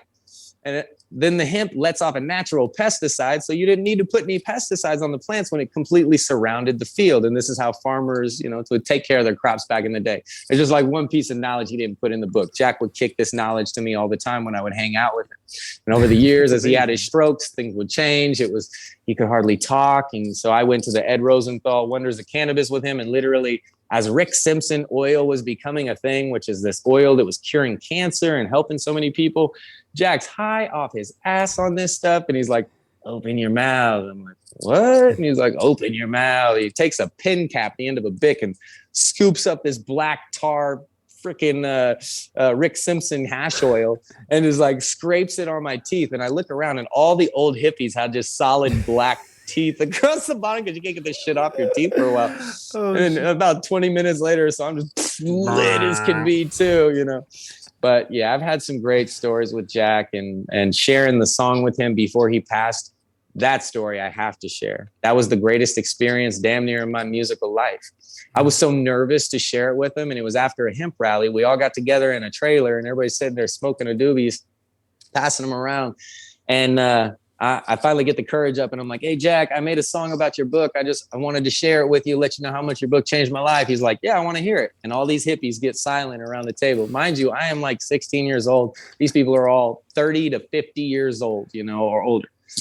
And I sit here and I rap for 6 minutes long, all this stuff about acapella about this book, and everyone goes, oh, yeah. Jack just stares at me. He's got this kind of straight look and he goes, and he says to me, puts his hand on my shoulder and he goes, do you know how many people have made music about me and put me in their songs? And I just went, and he goes, his eyes started watering up and he goes, and not one of them mentioned anything about the message and the hemp. They all mentioned the weed, Jack Harris. And I was like, oh, shit. It was just this moment of like, he gave me a hug and I'm like, it was super dope, man. That was like life-changing moment for me where I went from like, yeah. Oh, that's great. That is fan-fucking-tastic. HighDro, thank you so much for coming on the show today. Hey. I had such a blast chatting with you. Thank you for having me, brother. You're a great dude and the podcast is awesome. Oh, well, thank you very much. I like it. You're good at what you do. I appreciate that very much. I really do. And again, everyone, go out and check out HighAtus. It is out now. Go and stream the shit out of it. And of course, stay out on the lookout for his next album. Are you calling it Amsterdam? Was that what you said? It's going to be called Amsterdam. Okay. There's a story to it. You guys will learn more when you follow me. That's the name of my dog, Amsterdam, the Brendel we were talking about. He was my best friend. Please come back, HighDro. I like you a lot. I would love to, brother. I would love to. Anytime you call, I'm there. Awesome. Everybody, put your hands together for motherfucking HighDro. HighDro! Shout out to all my new friends. Bye. All right, man. I'll talk to you soon, much love, brother. Blessings. All right, peace. Thank you.